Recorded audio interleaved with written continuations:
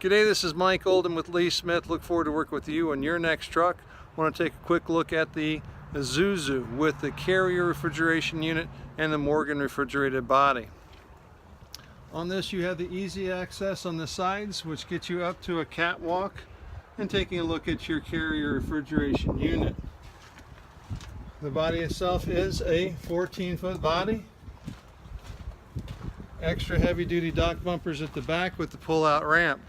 This is an easy way for you to make sure you're safe on the road when you're taking a look at short docks, stepping in, getting out, and rolling up. Matter of fact, we even added a midpoint handle for the roll-up rear door. Again, this is Mike Olden. Looking forward to working with you on your next truck. This did feature the Isuzu NRR 19.5 GVW chassis, standard cab, 215 horsepower turbo diesel engine, and 6-speed double automatic overdrive transmission. Reach out to me. We'll look forward to working with you soon.